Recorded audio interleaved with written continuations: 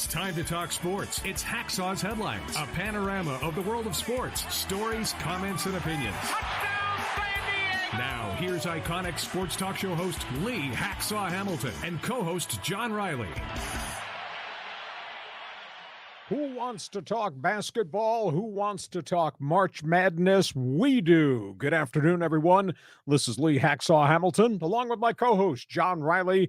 We welcome you from our studios in San Diego, up and down the West Coast. Monday bonus podcast, Hacksaw's Headlines. John, only topic on the table, March Madness, where San Diego State is going, where college basketball is going, what has happened to college basketball, and the fans' reaction around the nation. What a weekend. You know, I am still stunned that the Aztecs made the Final Four. It's like a dream.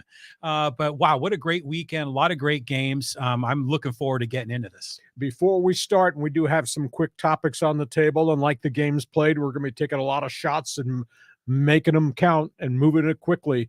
Tell people about subscribing. Tell people about Fans Forum if they'd like to interact with us on basketball today. All right, yeah. If you want to talk basketball, you got a hot take about the Aztecs, want a question for Hacksaw, just type it in the live chat on Facebook or YouTube. We'll get you involved in the Fans Forum segment at the conclusion of Hacksaw's Headlines. And then, yeah, be sure to subscribe wherever you get your podcasts, including on YouTube. And reminder, go to my website, leehacksawhamilton.com. It's all written. Check it daily. You will really like it. If you're an Aztec fan, if you're a sports fan, we cover all the topics on the table. And by the way, when you sample our bonus podcast and all the other things we do on YouTube, give us a thumbs up so everybody knows that you like what we're doing. John, let's start with the big picture. The term is March Madness. Mm-hmm. The headline in the Louisville Courier Journal on Sunday morning was, you wanted madness? You got madness. Yeah. It was. This is the first time since 1970 when they actually started seeding teams in the tournament. First time since 1970. There's no number one, number two, number three in the tournament. They're all gone. And of course, the top four number one seeds all got dispatched. Why has this happened to college basketball? Well, I had the theory I presented a couple of weeks ago, John. I think you bought into it. Everybody's got three-point shooters. A lot of teams are getting guys coming through the front door via the transfer portal.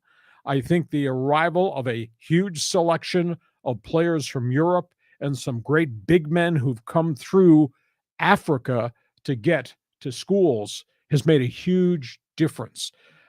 Big question, refs call all the fouls or let them play and let them bang? I think that's a piece of this conversation today. But I think March Madness has drastically changed. And just look, this coming weekend, who's going to be watching games on TV like you and me? No Gonzaga. Drew Timme, I thought, got nailed with a couple of ticky-tack fouls, which changed the whole chemistry of the Gonzaga game that wound up being a really bad, ugly loss to Connecticut. No UCLA, they ran out of players more than anything else. Never was North Carolina. Duke got dispatched very early, which to me was a surprise because the Devils under John Shire are playing really, really well at the end of the season through the ACC tournament. The other ones that are gone, Arizona. Backcourt play really hurt them. It hurt their two bigs who couldn't do the whole thing by themselves. Obviously, Alabama got dispatched. They didn't like being mistreated, being muscled, being mugged. Should have been misdemeanor assault against San Diego State. Yeah. Alabama couldn't cope, and which stuns me considering they're in a Southeastern Conference and that's big boy basketball. Big boy basketball. Tennessee stomps one team. Next weekend gets nailed by who? Florida A&M? Who? So, I mean, the Blue Bloods are like you and me. They're watching the games on TV. So your reaction to the fact there's no number one seeds, there's no number two seeds, all the third seeds are gone, and we got, who's that in the Final Four? I think it's great. I mean, because I think this is what makes March so special. When you have a lot of these mid-majors that make these runs, and a lot of other blue bloods like Kentucky is not there. All those Big East powerhouses of days long ago of like Georgetown and St. John's. I know Villanova's had a good run lately. They weren't there in the Final Four. And then even some of the upstart teams like this year, like Arkansas, which I thought had a lot of potential to do well, they didn't make it. I love the fact that there's all these new names. Now, the question is will the nation embrace it? Will the TV ratings still be there to see, San Diego State and Florida Atlantic? So I'm looking forward to seeing how this all breaks down. But this is what makes the tournament great. Is the building going to be sold out? Because there is no Houston and there is no Texas. And the stories right now on the websites are that the ticket prices for the Final Four have plunged. You can take that $100 bill out of your wallet, go out on the street corner, and on the second level, you can buy a ticket now for $100 for the Final Four games. Think about that. Wow. These were tickets that were selling $700 and $800, dropped to $400, and now with Texas out, with Houston out, and all the other names that never got there, all of a sudden tickets are really available. I don't know if the TV ratings will hold up. This is not sexy.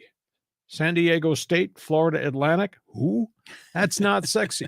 So that's going to be interesting. But history will write that the Cinderellas who got here are kind of like Virginia Commonwealth, and they're kind of like Florida Gulf Coast University. Yeah.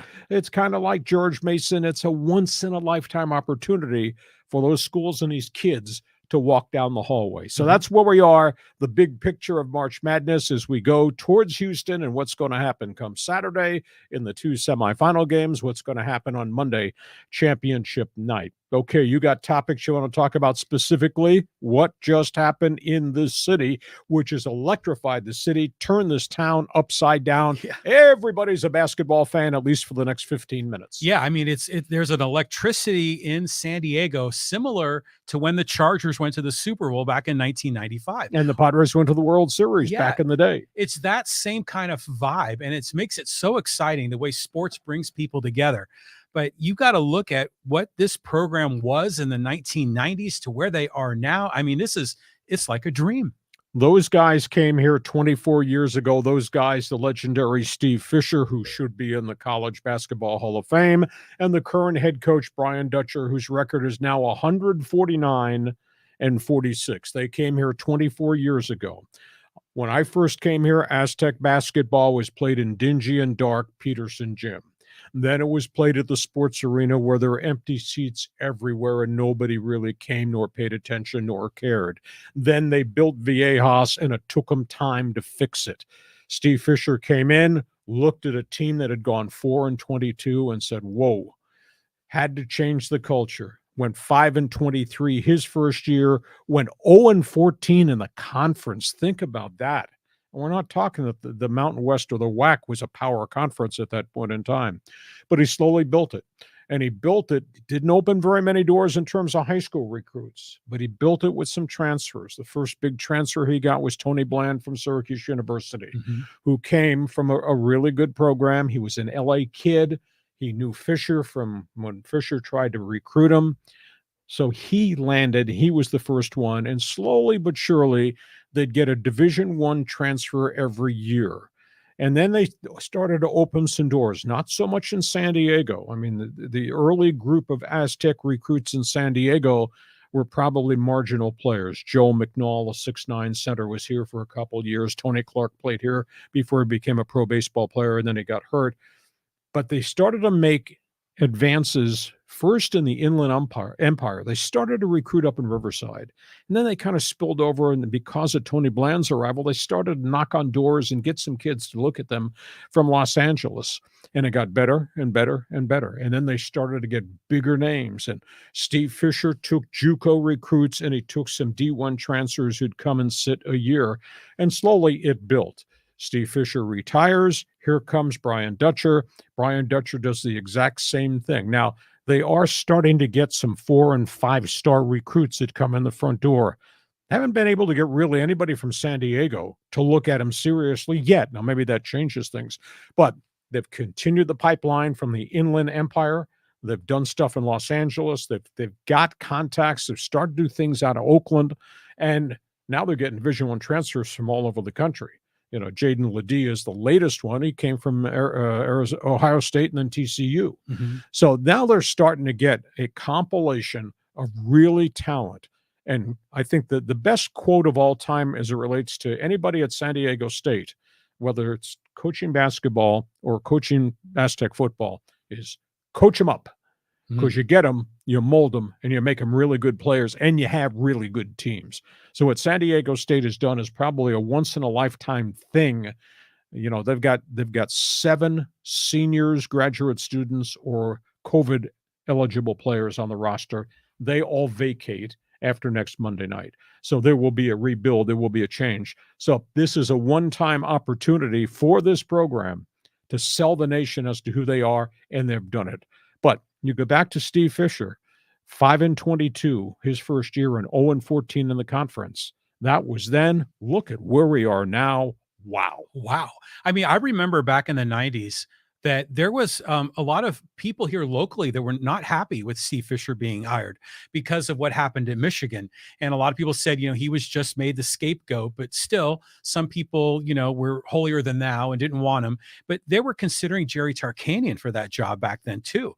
But look how it turned out, and look how this thing has been built. And, you know, it just seems like we just keep taking steps up every 5 years. It moves up a notch. It keeps ratcheting up, and they've done it the right way with all of really good kids, really good recruits. You don't hear any controversies, anything crazy coming out of this program. And now they're at the Final Four. They're on the big stage. They're going to be now a recruiting hotbed. This is going to, I don't think this is a once in a lifetime. I think we're just getting started here. Well, it's quite a mix of players they have on the roster, and we're going to talk specifically about certain groupings of players and their responsibility and what they've accomplished, etc. But you just look at what these two coaches have accomplished and what they've laid in place and the foundation that now exists at San Diego State. And maybe this becomes the catalyst for the Pac-12 to really look at San Diego State and says, yes, UCLA basketball is leaving, UCLA football is gone, Southern Cal is exiting, but maybe Aztec basketball replaces the UCLA Bruins in terms of notoriety around the nation. So maybe this is the jumping off point to go to the new conference. What the program has accomplished is just amazing. And I love the chant, you know, those drunken fraternity guys at San Diego State that came up with the chant, I believe we will win. And then the building erupts and goes crazy. It's just a unique environment. And the fans with the signs and the costumes and the outfits and the big heads. Yeah. And I just saw a picture of me. Yeah. With one of the members of the show holding a big head. It wound up on Twitter. I had not seen that in a long period of time. So the environment and the atmosphere is just absolutely spectacular. Yeah, I mean, it's so fun to go to the games. I like when Steve Fisher came here, I adopted the Aztecs as my team because I went to UCSD, and when I was there in the 80s, they were D3, and then in the 90s they were D2. But so I've been like really invested in this team. I've gone to like usually 3 or 4 games a year. I watched every game religiously on television. And so to see this program build is really, really special. And I think now we're kind of gotten beyond now the regular sports fans. We're, you know, kind of crossing over into the general public. It's the thing to do, place to be. It is, you know, and you go in the grocery store and everyone's talking Aztecs, wearing Aztec gear. I mean, this is special. It's bringing San Diego together. And, you know, we've had so many decades of misery in this town. This is a time for us to celebrate. As I like to say, and I sat one game, I got invited to sit in the end zone seats with the show just to experience it. This is when I was working at CW6. And we brought a camera crew and we interviewed the student body. Those fraternity guys got a lot of spare time on their hands. And when they have a few Heinekens, they get really creative with the signs and the costumes. It is just so cool. And I always thought the Cameron crazies at Duke and at Wake Forest, I thought that was the epitome of student body support. These guys have gone over that wall. Yeah, I mean it's a great environment, and I mean the one part of it is I always love the pregame leading up to the opening tip, because that's when they do the "I Believe" chant. That's when they do the pregame introductions, with the lights and the show. It's such a great environment at Viejas Arena, and it's great to see where this program has come from. But I think this is an example of, you've talked about how facilities define your program, define your city. This is an example of build it and they will come. And back then it was Cox Arena, and that really started this whole thing. Spectacular. Let's talk about the guys that have triggered this unbelievable 31-win season. And I want to talk about role players, and I want to talk about overachievers. That's a good word that you picked. Let's talk about AROP. Let's talk about Nathan Mensah. People don't know the adversity that these guys have come through to get to this point, to where they're going to be next Saturday in the game against Florida Atlantic, and then maybe on Monday against Connecticut. AG has had nothing but injuries ever since he came from Omaha. He's had 3 different surgeries, thought about giving up the game.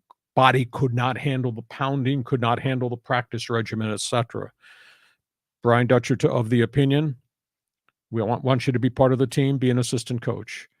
You feel okay, we'll let you practice. If you feel okay, we'll play you as a role guy, first guy off the bench. And what he's done in 5.5 years is amazing. The other factor, he's a graduate student. He's going to get his master's degree in under a year, on top of everything else that young man does. Wow. As it relates to basketball and therapy and rehab and going to class. He's going to get his master's. Spectacular. And the same storyline I really think has to go to Nathan Mensah. I mean, he is huge. He's a student of the game. He's unbelievably intelligent. He's from Ghana, left that country and came here with a, quote, an adopted family, became an Aztec, elected to stay, bypassed the chance to go explore playing in Europe or try to go to the NBA draft.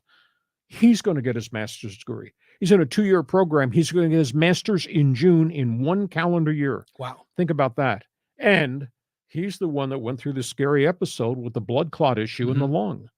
He did not know if he could walk across the street at one point as a student body to go to a class, much less go through the rigors of practice and playing in games and playing at altitude.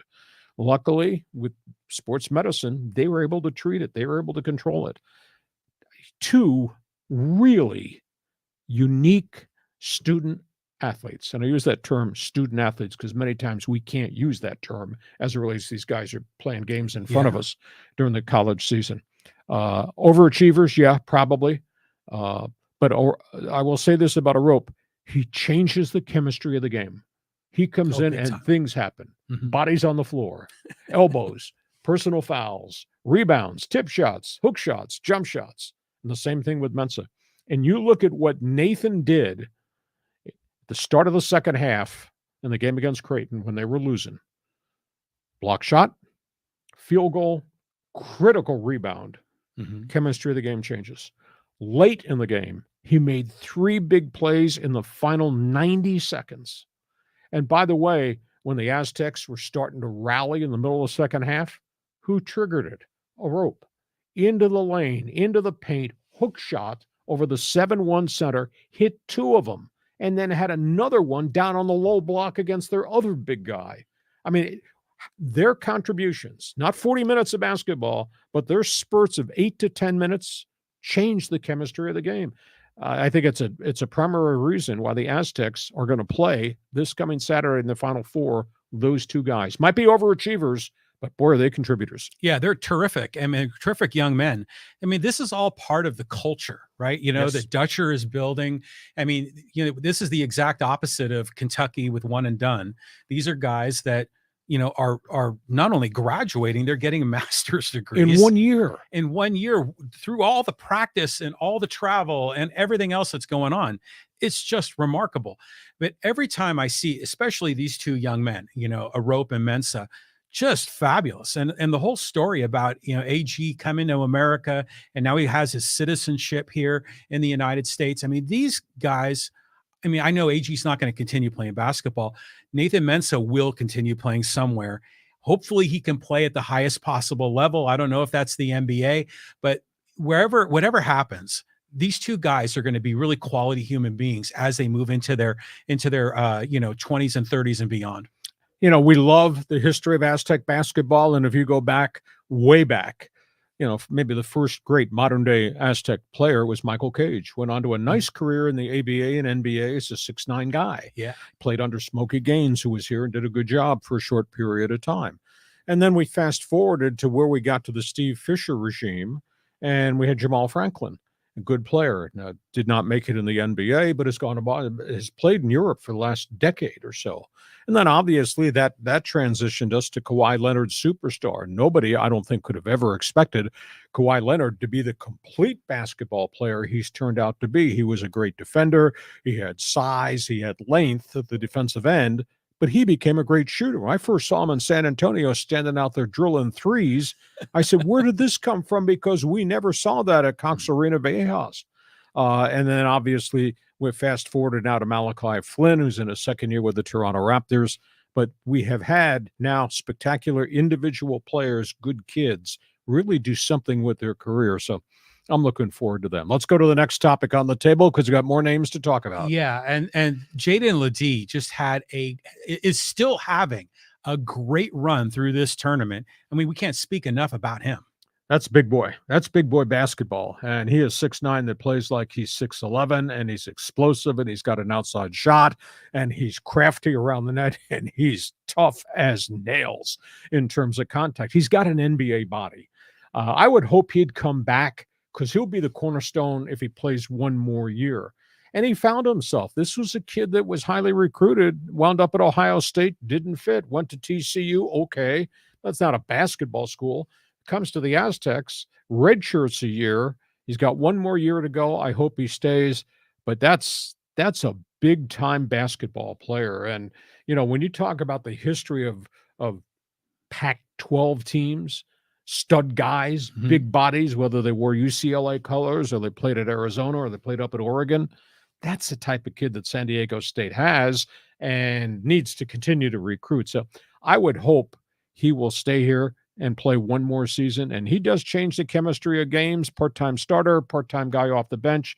You know things for sure. When he's in the game, bodies are going to fall, and he's going to go to the hoop, and he's going to shoot it in, knock it in, slam it in, bank it in. He's a really good player. And a really good student. I mean, he's like close to a 4.0 kind of student. So this is another great character guy, great culture guy for San Diego State. But it's interesting, you know, you're talking about the big body and, you know, the announcers throughout the tournament talking about the Aztecs D and their toughness and strength. I saw an interview today. It was Jay Bilas on the Dan Patrick Show, and he was talking about how the college game has changed a lot, where defense has become so important, where the NBA, they've kind of changed. The rules are a little bit different with how they call fouls and the like. But it's interesting how college basketball is shifting the way the game is played, and it's playing right into the strategy and philosophy that Fisher and Dutcher have built here. And yeah, Jaden LeDee is the perfect fit for that persona, and what a great young man as well. What's my favorite phrase? No place for the timid. Yes. Body bag basketball. That's it. Oh, barbed wire basketball. It's the epitome of the personality of this basketball team. Let's talk about the backcourt. This is interesting because these guys have to play well come Saturday, and if there is to be a Monday. Yeah, and you know, these guys have been hot and cold. So Darian Trammell has, I mean, he was like the player of the region, I think, you know, for the NCAA tournament. These young men, I think, have a chance to do something really special in the Final Four. They need points. They need buckets from these guys. Bradley has had a really good career at Cal. He's had a good 2 years at San Diego State. My only concern is I think when coaches look at video, I think they've figured him out. If you watch during these tournament games and his scoring has been really spotty, they're defending him differently. Now, maybe it's because when you're playing the national power teams, they got the athletes that can defend him. In the Mountain West Conference, he eats guards alive. But they they defend him to take him out of the left-handed dribble, which sets up so many things for him. Left-handed dribble, pullback jumper. Left-handed dribble, penetrate, drive. Left-handed dribble, dump off. He's not getting to do that. They're forcing the ball in his right hand a lot more, which is why I think his scoring is down. But he's rugged. I mean, you talk about courage. I'm going down on the block with this ball, and I'm going to put it off the glass, or I'm going to shoot it, and I don't care if I get bodied. I mean, he's a big physical specimen, but he's not scoring consistently. Trammell's been up. Trammell's been down. It's kind of like the stock market. But I'll tell you that of all the guards that we've seen recently at San Diego State, and they've been great ones. I mean, a legendary scorer Xavier Thames, what DJ Gay was, etc. The one thing about him that's so different, he is so good rubbing off picks, driving, pulling, and shooting, and his mechanics are perfect. There's none of this reaching and throwing it from different angles. He is square to the basket, and he's explosive in terms of getting up, and he gets the ball off. His mechanics, while moving, have been really rock solid. You know, and this kid ate up the Western Athletic Conference when he was at Seattle University. Now, this is a step up on another level. But tell you what he did getting in the paint in the game against Creighton, what he did rubbing off pick and rolls and pulling and shooting the jumper, this guy's a stroker. This guy's a really good player. He comes back next year. Yeah, it's great seeing these two guys play. You know, consider the fact that, you know, Bradley was at Cal and was a superstar, but the team didn't win. And Trammell, the same sort of thing in Seattle. Now they wanted to come to a program where they could win. They wanted to come to a program that could go into the NCAA tournament. And now it's playing out just the way they wanted. But let's go back to Trammell on that final play of the game in Creighton. What's your take on that? Was that a foul? Well, there's a lot of screeching right now about you let them beat on each other. I mean, it was like assault, the whole bloody game. Why would you call something so, quote, ticky-tack at the end of the game? It's still really debatable. However, John, if you look closely, a side view, as Trammell goes to the basket, he beats the guard into the paint. You watch closely down by the bottom of his jersey, that guard grabbed the jersey, and you see the jersey pull. Mm-hmm. So he actually did impact the angle of the body, which impacted then the shot. Was it a hard foul? Heck no. Was it flagrant? No, not at all. But there was contact, and he did yank. You can see his hand and the jersey pull. So it was a foul. Trammell had to hit the 2. He hit 1. That was all they needed to get it. But it does beg the question, if the ref's going to let them create this mayhem for 59 minutes and physical game. Every game the Aztecs been in has been like a rock fight. If you let that go for 59 minutes, why would you call something, quote, ticky-tack? That's my spin. Yours? Yeah, it was a foul. And you know, on the, you know, roll the clock back about 30 seconds earlier on that play in when Seiko passed in the ball and it turned into the quick 2 to tie the game the other way. You know, Micah Parrish was getting hooked on that as well. That was a foul that wasn't called. So, you know, you can break it down a lot of different ways. In my opinion, they made the right call. But I'll tell you what, this has been fodder for all the sports media all across the nation to talk about this. You know, was it a foul? Wasn't it a foul? You know, and then the clock controversy at the end. And then a lot of people saying, well, did San Diego State really win? And is San Diego State really getting the respect that they deserve? Well, they're not getting the respect nationally, although something has happened in the aftermath of the win at Alabama that we're going to talk about. I will say this. You might be a basketball purist. If you watch closely the Aztecs defense, there's a lot of junk that goes on. There's a lot of clutching, grabbing, poking, holding, legs that seem to lean to block people as they're running pick and rolls. Mm-hmm. There's a lot of stuff that goes on that the refs are letting him go on. And my own gut feeling, Brian Dutcher teaches these kids not only how to play defense, foot movement, arm length, and all that, but he teaches them intricate things. John, if you think you're running that pick and roll through my guy, I don't think so. We're going to block him. And geez, my elbow goes out and clips you on the way and knocks you off as you try to run pick and roll. Too bad for you. If I don't get called, too bad for you. So I think there's a lot of intangible things. If you really watch closely, you will see of that. Is it dirty basketball? No, it's not intent to hurt anybody, but it's just getting the edge to break up somebody's play and their rhythm and their momentum, etc. So they teach it. They teach that defense well, and they bust through screens and they bust up pick and rolls, and they got hands in your face. You think you're shooting a three against me. Go ahead, John. You see the basket? It's just unbelievable. The science of playing defense. The book written by Steve Fisher, handed on to Brian Dutcher. Just absolutely amazing. Yeah, I mean, coach them up, right? I mean, that's what they're doing, and teaching them the intricacies of how this defense works. That's why they say it takes a while for these new guys to learn the defense, and that's why I think they keep getting better as the season progresses. And now they're in the tournament and they're still better, aren't they? I mean, the defense is better now than I think what we saw in the regular season in the Mountain West Conference, you know, arguably against a lot lesser teams. So I love following it. And like, yeah, the intricacies I see, like when the players are guarding their chest, they're using the chest and not the hands. Body bang. Yeah. And so there are these little things like this. They're teaching them, rather than slapping down, to poke up, you know, to get after the ball. And those things make a difference. So you got to tip a hat to Dave Velasquez and all of those assistant coaches there, because they're doing great work. Okay, before we get to the next topic on the table, let's just remind everybody about Fans Forum and about subscribing to our podcast, our Monday bonus podcast, and then obviously what we do most every Thursday. Sure. So, so if you want to get involved in the Fans Forum, we already got a couple of questions and comments. Just type them in the live chat on Facebook or YouTube. We'll get you in at the conclusion of Hacksaw's Headlines in our Fans Forum segment.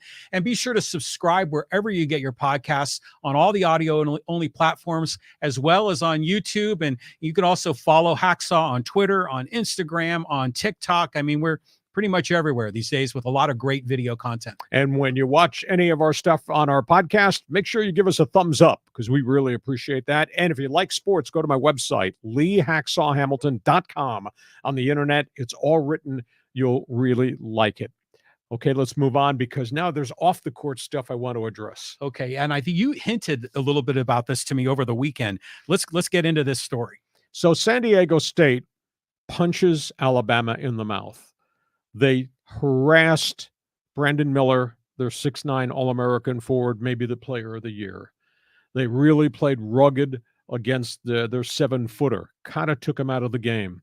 The bench bunch did a tremendous job just coming in wave after wave after wave against Alabama. After the game was over and San Diego State had taken the Crimson Tide, ranked #1, out, USA Today wrote a column that just appeared today. The column critiqued Alabama for the whole Brandon Miller gun situation that resulted in a murder, a death, and a capital murder charge. It criticized the leadership. Greg Byrne, the athletic director, criticized Coach Oates for not doing something to show a sign that Brandon Miller had to have some responsibility in this. He drove the car that had the gun. He gave it to Darius Miles. Miles gave it to a friend. The friend is the one that fired the shot. Miles and the friend are facing capital murder charges. USA Today wrote a column saying, "Thank you, SDSU." The column also said San Diego State should now be America's team. They dispatched the ilk of college basketball, the Alabama Crimson Tide. And they said the way this thing was handled by that AD and that head coach, they have no conscience. They have no integrity. It was a moral failing. How could anybody root for Alabama basketball with the way they acted? And they credited San Diego State for doing the country a favor by knocking these guys out of the NCAA tournament. And that didn't happen on the basketball floor. This is not somebody saying something in the press conference. This is the media taking a public stance at Alabama. We don't care about Nick Saban and Tide football. Alabama's basketball mishandled this. So San Diego State can get in all types of credits nationwide. Yeah, I mean, we've been talking all so long about how the program gets no respect nationally for the athletic achievements, but maybe they're gonna be remembered here for taking out the bad guy, you know, in terms of, you know, cleansing our palate of Alabama from the NCAA tournament. That's an interesting angle with this. But, you know, the Aztecs are getting love in the media. They're on, you know, in the New York Times. There's a lot of attention to this program because a lot of people are saying, who are these guys? We've known for a long time. But again, it goes back to Dutcher and Fisher, all these guys, tremendous character individuals. And you compare that to what happened in Alabama, it's yin and yang. And in terms of national recognition, you only get it when you do this. You're playing Final Four weekend. It's great that you have 28 win seasons and 30 win seasons and all that. But if you're one and done in the tournament, big deal. Well, these guys, the Aztecs, are now national players. And the other angle to the conversation, John, is now that the national media is writing about Cinderella, they're talking about Florida Atlantic, and rightfully so. Who are these guys? San Diego State is now written as if they belong.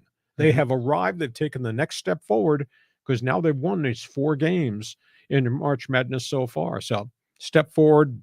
Good on them. Okay, next topic here. Okay, so let's take a look at the competition in the Final Four. I mean, the Aztecs have got 2 big games ahead of them. Aztecs have the Warriors, no doubt about that. Florida Atlantic is a unique mixture. I looked at their roster today and I said, how have they won 30 plus games? They have a center, 1 forward, and 7 guards. It's absolutely amazing. They have a 7-1 center from Russia. His name is Vladislav Golin. Kid averages double figures, but he's not the force that Ryan Kalkbrenner was at Creighton. He's tall and he's thin and he's got hands and he's a little bit athletic, but he's not a dominant, not an aircraft carrier type guy. But they got guards that shoot it, and they play all 9 of their guys. Unlike Creighton, which all 5 starters average 33 minutes a game. But Florida Atlantic has got the big guy. They have 1 post player, comes off the bench. I think they're 7-1, 6-7. The rest of them are 6'5" and all 6'3" guards, and they run and they shoot and they just go up and down the floor. We talk glowingly about College of Charleston, Furman, and to a degree what Creighton had accomplished. These guys have accomplished this, and nobody knows them. They play in a gym that seats 2,900, not Viejas Arena, 2,900. Wow. And they've only been doing this at this level for about 2.5 years in Conference USA. Incredible. Yeah, it is incredible. So, but there's so many good basketball players around the country. Get guys who come to play for you. And it's a really young basketball team. It's not loaded with 6-year COVID guys or transfer portal guys. They got 1 guy, Michael Forrest, is a 6'1" extra year guard who transferred in. The rest of them are just they're freshmen and sophomores. Now, maybe they're going to wake up and say, oh, my God, where are we? We're in the Final Four. Holy cow, look at the size of San Diego State. We're going to get knocked down. But they've accomplished it. They belong there. That's pretty impressive. Yeah, I mean, it's interesting to look at this because from a San Diego State perspective, like, oh my God, we're in the Final Four. You would think that the next one in line would be like Kansas or, one of these big programs. It turns out it's FAU. But, these guys have had a great run, a great season. And if they're run and gun kind of players, it makes you think about that Florida Gulf Coast team that took the Aztecs out about 6-7 years ago. So, but, Dutcher's got a whole week to prepare. And so I have confidence that they're going to be in a great position to win. Fascinating comment. They're going to run the basketball. They're going to shoot a lot of threes. This is who we are. We're going to control tempo. Oh, no, you're not. You're playing San Diego State. You're going to get mugged. You're going to get muscled. You're going to get body checked. You're going to get knocked down. Good luck to you, because ask College of Charleston. Ask Furman what happened to them and their style, and we're dictating tempo. No, I don't think so. So San Diego State's got a whole week to look at these guys.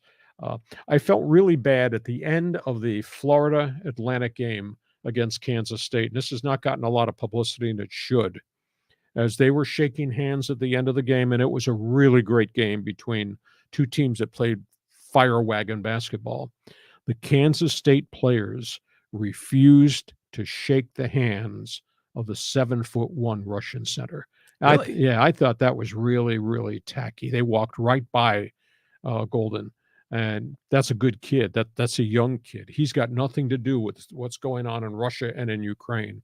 The K-State coach, an hour after the game, went in to the locker room and he saluted their players, and he apologized for what his kids did. in reaction to the 7-1 Florida Atlantic Center. The story has not gotten an awful lot of legs, which kind of surprises me, but so great tournament. Let's talk about the other team that we really got to talk about here. Let's talk about UConn. Well, yeah, the East Coast media love their UConn, right? And so this is the team they're all talking about, and they look really dominant through a lot of these games. It makes you wonder if the Aztecs can get by FAU. I'd love to see how they play against UConn. UConn is big. UConn is huge. UConn's got firepower. UConn's got Dan Hurley. That's a really good coach from the Hurley family, basketball famous. Mm-hmm. He's really got that thing rolling. And he's got the big center, the 6'10", 7-foot center, is very, very active. And he's got shooters. The Hawkins kid can stroke it. And they're not afraid to come down on a fast break, pull up and nail a three. And they nail a lot of threes. And they're not afraid to go into half court and dump it in on the post to Sanoga and have him dump it out or have him turn and wheel and go to the basket. He's averaging 10 points, 10 rebounds a game, which isn't, it's not sexy, but what it is blue collar and just brute force strength. So UConn is a really good program, and they're leading the resurrection, the rebirth of Big East Conference basketball. And of course, Lady Huskies has been spectacular for decades in women's basketball. So UConn is really good. They're going to play an upstart Miami team, which really rocked everybody by taking out Texas. But Miami's got guys who run and they gun. But I don't know that Miami's got the size that really can go against the Huskies' big center. And the Huskies just got guys who just stroke it and have no fear. It's coming. We're going to shoot it. If it goes in, great. If it doesn't go in, we'll get them next trip down. Yeah, I mean, it's just a very impressive program because they've won multiple national championships in the last couple of decades with different coaches, So this is the third coach that's taken to the Final Four. Now, again, I looking ahead a little bit, counting my chickens. But if the Aztecs can get by FAU, and maybe face UConn in the final, and we talked about how the Aztecs avenged their loss to Creighton. There's still some karma here with that Kemba Walker flop in 2011 that, got Jamal Franklin and they went on to win the national championship. Wouldn't that be just a storybook finish for the Aztecs if they could beat UConn in the final? Oh my gosh. I'm glad you don't hold grudges at all. Just quoting Kemba Walker, Jamal Franklin, technical fouls and all that razzmatazz. Yeah. But it's a really, really good program. Okay, those are the hot topics on the table. I just want to give you advance warning. This coming Thursday, Hacksaw's Headlines podcast. If you like baseball, you better be with us because we're going to pick 'em, pal. John and I are going to walk through the divisions, team by team, what we like, what we think is a problem point, who's going to win each of the divisional races. I'll be in studio. John will be doing his portion of the show from out in left field. But you want to be with us if you love Padre baseball, if you love baseball. Our baseball preview is this coming Thursday. John, time for Fans Forum. Who's got questions? Because we got answers. Holy cow, look at all those people stacked up. They're all stacked up. So this is from Michael Cedillos, and he says, it was an intentional foul. So I think we're going back to, the Darrion TRAMMELL foul. He held him. And that was a ticky-tack. He didn't hurt him. He didn't knock him down. It looked like he got beat on the play, and he brushed him. But as he brushed him, you just watch the replay. If you can get it in slow motion, you will see TRAMMELL's, the side of his jersey gets pulled. Mm-hmm. That's a foul. Now, was it ticky-tack compared to the on-court violence we saw for 55 minutes? No, it was not that nature of a foul. But most everybody, I think all the analysts of the opinion, yeah, that was a foul. Yeah, I mean, it was a foul. You hate to have to call a foul at that moment in the game, but it was the right call. Now, I was really worried because last year when they lost to Creighton, they had that 9-point lead with 2 minutes left, and they went to overtime and then lost it in OT. And that's what happened in the Arkansas game in Maui. And I didn't want that to happen again. And so the fact that they were able to, and when Darrion missed that first free throw, it's like, oh my God. So thank goodness he hit that second. And then, it got goofy there in the last 1.4 seconds, but it was a foul. Okay, next question. We all agree on that. Okay, so this is from Steve Zach Botsford. He said, San Diego State has been playing great. who's the most impactful player so far in the tournament for the Aztecs? I think it's a collection. You know, we're always looking for heroes. Well, one night it's AROP, and what he does coming off the bench, it changes the chemistry of the game. The Creighton game, they would not have been there had it not been for Nathan MENSAH raising his hand and doing what he did in about a 5-minute window at the start of the second half to trigger the comeback, and what he did in the final 90 seconds. But heroes could be Seco. Adam could go 5 for 5 shooting from threes. There's not been a lot of consistency there. You know, Jaden LeDee puts his hand up. He goes in and he gives them 12 minutes of big boy basketball when they desperately needed it. They have so many guys who contribute. It's just, to me, it's not a team of stars, but collectively they are better than any of them can be individually. And that's quite a tribute to the coaching staff to be able to coach each of these guys up, build their strengths so that when you go to a guy, there's not a drop off in productivity. There might be something different that guy presents coming off the bench, but it's 9 deep and it's 9 really good role players. Well, it's kind of like their defense. You know, they're so well coached that the 5 guys act like a swarm, and they know what their role is, and they know how to play off the other 4 teammates. So they know how to shut down just about every possible play that the offense is bringing them. But yeah, this team, it's like every night it's someone different. You know, and we kind of were up and down with them a little bit in the regular season. They were kind of streaky shooters, but when Darrion TRAMMELL was cold, then Adam Seco hits like 7 3-point shots in a game. And when, you know, Nathan MENSAH might not be having much offense, it's Jaden LeDee. But even MENSAH in the Creighton game, he was hitting jump shots from the elbow. So every one of these guys, great. And, you know, this was commented in one of the press conferences, I think, where, you know, they have 9 guys, but they rotate them. Nobody gets like really more than 30 minutes, but there are no egos. It's not like the guy, when he gets benched, he has to get stroked by the coaches and kind of, you know, massage his ego. Everyone understands that when they come out, someone else is going in, and it's for the team to win. And again, that's Fisher, right? The team. So it's just fabulous how this is all working out. So, I mean, this is awesome. I think the bottom line is that when they recruit you, they tell you, you can't come here unless you can play defense. Oh, yeah. And defense is a selfless part of the game. It's me versus you, body banging, hands, and all the intricate things that they do to disrupt you with the ball.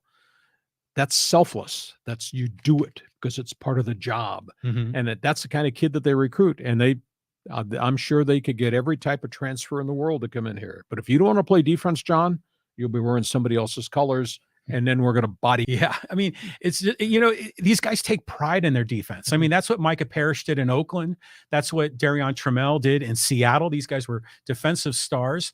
And they kind of wear it as a badge of honor. And I think that's just so fabulous. So let's move on here. We got another comment here from Tracy Wells, and she says, the whole team are heroes. Yep.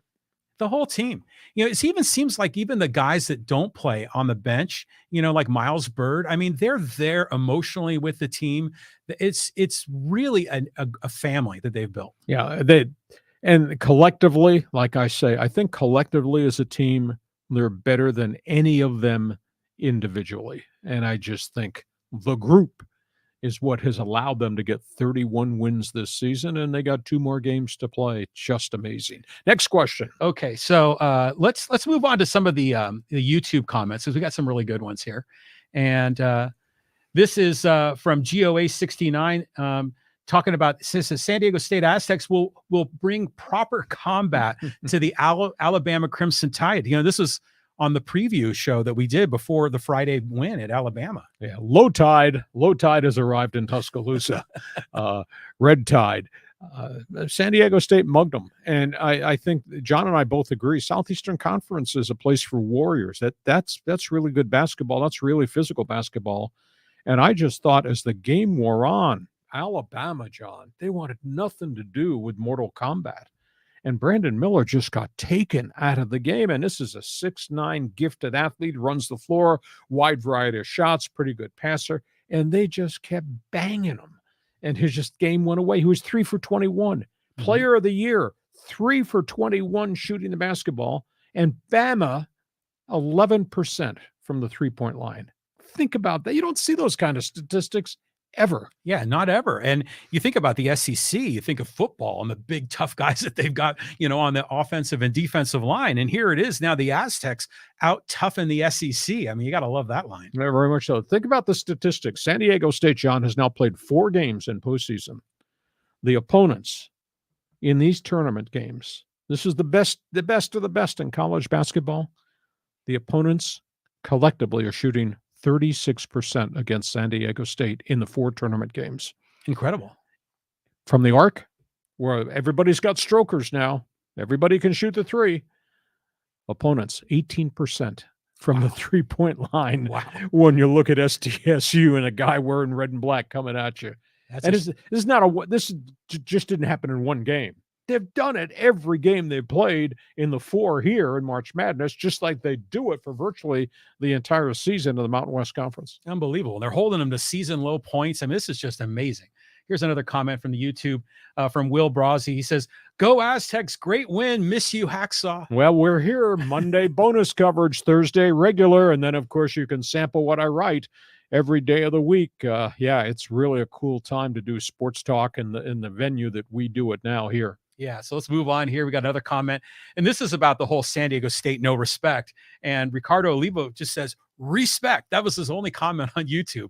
Have the Aztecs earned it? Do you think they're legit on the national stage? Ricardo O, just think about this. The first weekend of the tournament, when they played Charleston, the guys on CBS, the panel, here we are, pregame show, going to the opening throw-in. COC versus SDSU. Charles Barkley and those guys, all they talked about was Charleston. Not one sentence, not one mention. And the Aztecs choked them off. Mm-hmm. Then we get to the second game that first weekend, and they're playing Furman. Every one of those guys picked Furman. And they talked about Furman's threes and Furman's coach and their history of Furman and Frank Salvi in a 100-point game way back in the day at Furman. Nobody talks San Diego State. Now, after that game, holy cow, you talk about the table getting flipped over and Charles Barkley mumbling and talking about San Diego State's level of defense and Kenny Smith and Clark Kellogg and Greg Gumbel. Now everybody's on the bandwagon. They pay attention to what's going on here, guys. I don't think anybody paid attention at San Diego State and the success they've had, not just this year, but all the 30-win seasons, et cetera. So they really finally, Ricardo, earned respect. Yeah, well, but still, even though they earned the respect after getting to the Sweet 16, even though they earned respect after beating Alabama, when they go into the Creighton game, they were going around the shoehorn there at CBS asking who you picking, Creighton or the Aztecs, and every one of them picked Creighton except Kenny the Jet Smith, and I think he picked San Diego State just to be different than the other 3. So, you get respect, sort of, but then they kind of revert back. Hey, Creighton's a Big East team. That's a team we can count on, we can rely on. But man, the Aztecs just keep, they keep shutting down the doubters. They keep, just telling people we have a winning program here. They didn't believe, but the Aztec players believed. Sir Charles had a great career at Auburn. If Auburn's team had to play San Diego State's defense this year, Sir Charles might be frustrated too. Yeah, you would. The Next round topic. mound of rebound. All right, let's move on here. We got from JL, and he says, who cares about respect when you can play the underdog? We'll earn respect if we go deep into the tourney, and maybe we'll save the last dance. This is maybe a prediction. This comment was made a few days ago. 335 teams play Division I basketball. San Diego State is now one of the 4 that still will take three-point shots and play defense this coming weekend. Just think of that accomplishment. And I think back to all the years I've been here, and I've been in San Diego since 1987, and I jumped on board, and I did Aztec football and basketball for a group of years when they were on our station. And, I just remember San Diego State basketball when it was hopeless. And I remember Dr. Fred Miller saying, we're going to fix this basketball program. He was the AD when I got here, and he had been at Arizona State when I was there doing the Sun Devils. And they tried really hard, and they just never made any progress. And, they went through a litany of coaches. And They tried it with Tony Fuller, who had done a nice job at Pepperdine, and that didn't work. And then they went and they got Fred Trenkel, a JUCO coach from Idaho, brought these players in. And the last we saw, he was crying at the press conference where he got fired after a 4-22 season. He was blaming us in the media for the failures of the program. And then they stole Jim Brandenburg from Wyoming. And I thought, this is a really good hire, good track record. He came here and retired while he was on the job. And that was a messy year or two. And he was gone. And then here comes Fisher, and here comes Dutcher, and look at where we are now. So they've gone from the dark, dirty, empty, dank Peterson Gym to the empty San Diego Sports Arena to where they are playing on the national stage. It is so cool to see what this program has become. And now they've laid a foundation. They just got to continue to go get more bricks and continue to build it once this group of 7 takes the uniform off for the final time next Monday. Yeah, they're going to reload. I have confidence in the future, but right now they're in the Final Four. I mean, can you believe that? In the Final Four, I mean, this program was a disaster in the 1990s. It was 353 teams in D1. They were probably number 353. And now they're in the Final Four. I mean, this is incredible. I mean, unbelievable. Listen, we hope you've enjoyed our bonus podcast on a Monday as we go towards March Madness. Program reminder, if you like baseball, be with us on Thursday. Our Major League Baseball preview. Thursday is opening day. We'll have our podcast at 3 o'clock. Thursday afternoon, we'll break down each of the division. We'll talk about all the teams. John will be broadcasting from left field. I'll be here in the studio. John, have yourself a great sports week. We'll see you come Thursday as we get ready to yell, play ball, go Aztecs this coming weekend. Thanks again for joining us on Hacksaw's Headlines.